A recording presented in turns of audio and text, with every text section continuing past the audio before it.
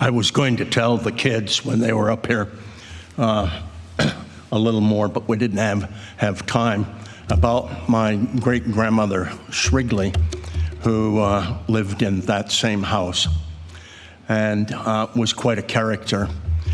She died in that house with the large family gathered around her. Obviously, I wasn't there, but my mother tells of this story.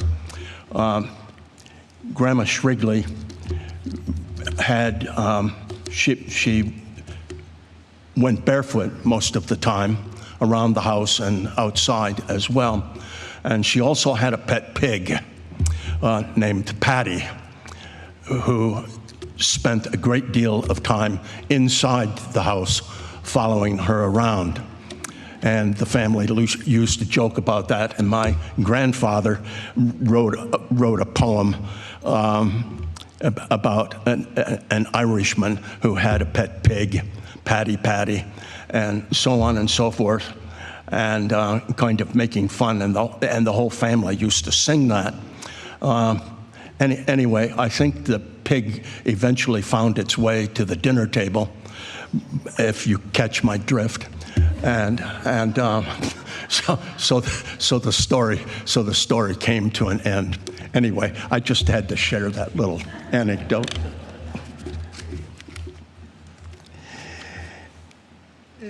Time is a relative thing, but one thing about time is that it doesn't stand still. I have been part of this congregation for approximately 16 years, and I suspect that many of you do not know very much about me, nor do I know very much about many of you. But three things you need to know about me that are pertinent for this time that we're sharing together. The first is that I am ever so much aware of my own mortality. And I want, when my time comes, for a good death. I want a dignified death. I have seen with my own eyes much bad death, torturous death, what I would term gross, unnecessary suffering. Our beloved Irene Glass has written a beautiful piece about death, and she says, "Death is not impressed by much." Absolutely right. Death has seen it all. A millennia of human folly reeling by horrific passages, gentle ones, times when her touch has been a blessing, times when it has been a curse. I want death's touch to be a blessing. The second thing you need to know about me is really not about me, but about Carol, my beloved first wife of nearly 54 years, who traveled her entire journey with Alzheimer's within this congregation. Some of you remember her. And many of you were very, very good and caring to Carol and to me. And I will be ever thankful for that. Carol died in my arms with me holding her hand on January 1st, 2016 at 6:32 in the morning.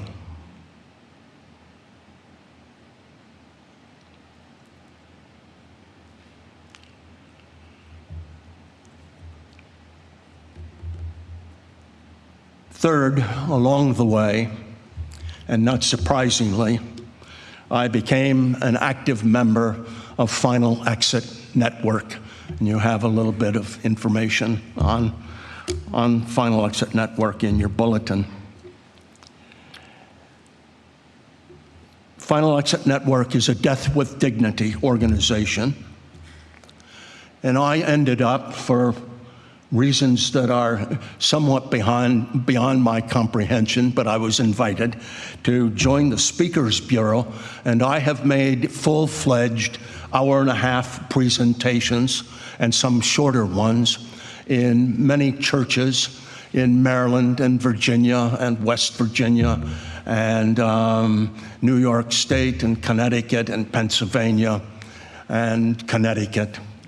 I joined FEN because of my extensive exposure to death in my years of ministry and my exposure to much bad death, and a recognition that many people, by and large, in our culture deny the goodness of our mortality and the blessedness of a dignified death.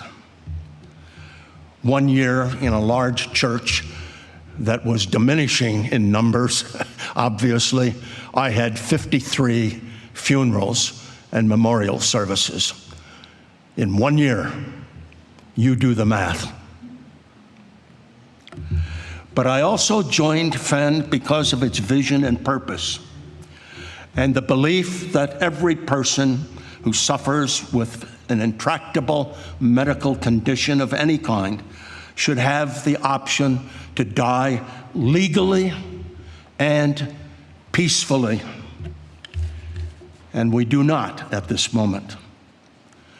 And FEN's purpose is to educate people on the practical, peaceful ways to end their lives and offer a bedside presence and defend, even legally, and this is important, their right to choose. It's all about choice. You don't need to do it. It's all about choice. So I emphasize legally and with choice. As you know, in too many places in our society, we are not only denied the choice to do with our bodies, our beings, as we wish, but we are also denied the legal means to do it. In matters of choice about how and when to die, Final Exit Network helps people explore the options. And I simply wish to address today some of the more difficult choices available to people suffering from dementia, particularly from Alzheimer's. But before doing that, let me invite you to visit the table after the service in the atrium to get some more information about Final Exit Network. There are some magazines there. Help yourself. There is also a special document called Advanced Directive. I'm going to talk about this in a minute. Advanced Directive for dementia patients. And there are many copies of that Advanced Directive, and I invite you to take one. And then finally, there is a pretty much blank sheets, though it says at the top, Final Exit Network. You can put down your email, your name, and your email address, and you will receive an email back from a very nice woman named Melanie Rain.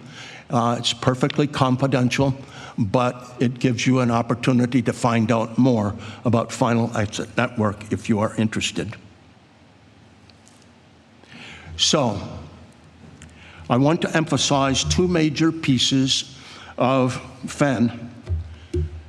It provides, free of charge to members, legal advice and assistance when your advanced directive on how you wish to die is not being honored by medical professionals. And that happens quite often, believe it or not. And it also offers, free of charge, registration of your advanced directive with the United States Advanced Care Directory, which means that that information will be available to any doctor, any hospital, anywhere in the United States where you are treated for any kind of condition. See me later if you want to talk more about that. There is also, let's see, I told you about Melanie and the sign-up sheet. So let me talk a little bit about this supplemental advance directive for dementia care. It is called SAD. It is designed to prevent dying people from being kept alive against their wishes long after dementia has destroyed their cognitive ability or the ability to make personal decisions. And legal support, real legal support, a lawyer, is available, ensuring that the voluntary stopping of eating and drinking, called VSED, you have information on that in your bulletin, is always available to you.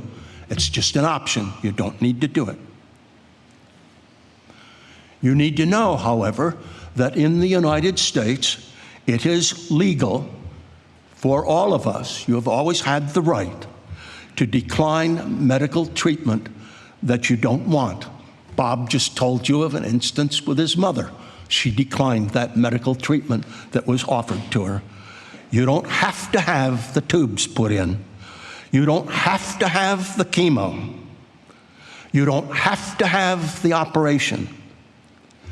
Likewise, you also have the right to use VSED to end your life whenever you want, and nobody has the right to stop you. The emphasis is on choice. But know from the very beginning that for VSED to work properly, one must avoid liquids. That's the key. As one expert said to me, no sucking on ice cubes. Now let me press the point because it's important. Death comes not from stopping eating. That just prolongs the process. It comes from dehydration. Basic, important point, dehydration. Is it uncomfortable or painful? Well, in a sense, probably for a little while. The hard part is the first 2 or 3 days, as dehydration dries your lips and your throat. But there are ways to deal with that and still avoid liquids. And particularly if one is in hospice care, and I recommend that wholeheartedly, and with a care nurse or a doctor, the process can and should be quite smooth. And pain can be treated in a variety of ways. If it is severe, it can be with a morphine drip, as it was with my beloved sister. Just know that the vital organs begin to shut down pretty quickly, probably after 2 days or so. This is why, parenthetically, when there is an earthquake or a tornado and people are trapped under debris, it's important to get water to them so that they can survive. Because you can go a long, long time if you've had food in your belly, but you can't go very long if you don't have water. Dr. Jeff Coleman, I talked to Jeff last night for a little while. Jeff was one of the people who was very supportive of Carol in her journey with Alzheimer's. But Jeff is an expert on hospice care, and Jeff is an expert on VSED. And I told him last night that I was going to talk about him in the sermon today, and he said, please do. And so if anybody has information and you don't trust me as the messenger, talk to Jeff. You can trust him. He's a beloved friend and colleague and a wonderful member, a supportive member of this congregation.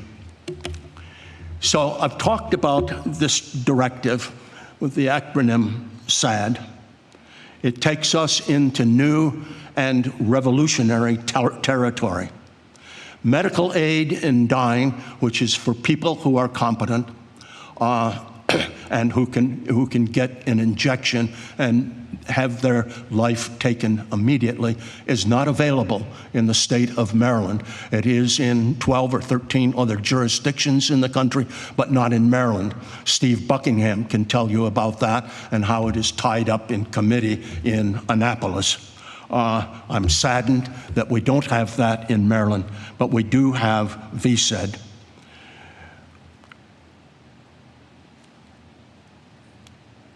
Medical aid in dying and other forms of ending life leave out vast swaths of people. And it particularly leaves out people with dementia, Alzheimer's. You need to know that in the year 2030, over 10 million people in our country will have one form or another of dementia, particularly Alzheimer's. It is a veritable epidemic. And in spite of a lot of excitement these days over a couple of drugs now available that the FDA has approved, they only slow down the progression of the disease. They don't stop it. They don't cure it.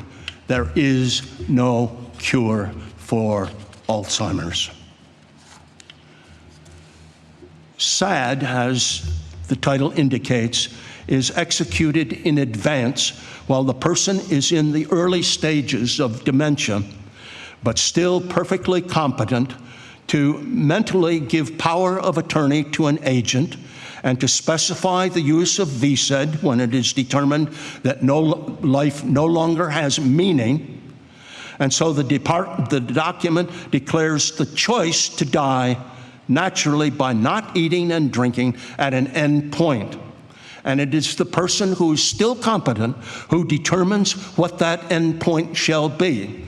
I don't want to die when I'm totally dependent on other people for knowing what to do and decision-making or something like that. So I authorize my health care surrogate to take any legal action necessary to enforce my choice to die from VSED if I have reached my chosen end point. This is a legal document. It has to be witnessed by two people. It has to be notarized. It needs to be available to medical personnel, certainly to family, and it is good to have family and medical support while doing it, to have people all on the same page. How I wish this directive had been available to me in 2011 when Carol was plummeting into the dark abyss and emptiness of Alzheimer's. She had been diagnosed earlier in about 2007. She knew and I knew what was coming because we had both seen it very vividly already. The year was 1992 in December. It would be our fourth 600-mile trip to Michigan to see her dying mother. Judy was, my mother-in-law, was a small, delicate person, very shy. She was being taken care of by my father-in-law. He was a good man, but misguided in terms of what could be done to respond to this looming crisis. On previous visits, he would prop her in a chair and try to feed her, and she'd take a spoonful of food and just hold it in her mouth, sometimes for many, many minutes, 20 minutes or more. And he would yell at her, "Chew your food, Judy, chew your food." And she would just glare at him with eyes filled with painful terror, as if to say, "You fool, can't you see that I don't know how anymore?" But he didn't get it. Judy had 5 sisters, and they all died of some form of dementia. So Carol knew that the likelihood was great that she too would someday die of Alzheimer's. So this trip was one of foreboding. We drove through a blizzard to get to Sparta, arriving in the middle of the night. Early in the morning, as Carol and I sat in the living room, we heard a thud coming from the bedroom down the hall, and then silence. Then Carol's dad appeared, clearly exhausted and sweating. "She's fallen, Mike, and I can't get her up. I need your help." I went to the bedroom. It smelled of urine and feces. Judy was on the floor with a soiled diaper half off, her nightie half off. She was mostly naked. "I need to get her on the toilet," he said to me. "Mike, can you pick her up?" So I did, and I half pulled and dragged her down the hallway to the bathroom and placed her on the toilet. Her face was filled with horror. "Who is this man violating my body? He should rot in hell," she seemed to be saying.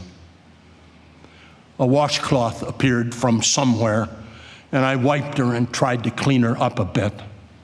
The sweat was pouring off me, and I looked over in the doorway to see my father-in-law and Carol watching me. Carol's face was red and swollen with tears.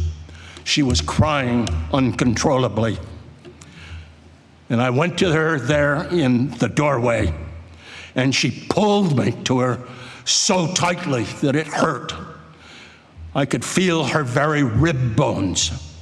And she said, oh, Mike, please don't ever let this happen to me."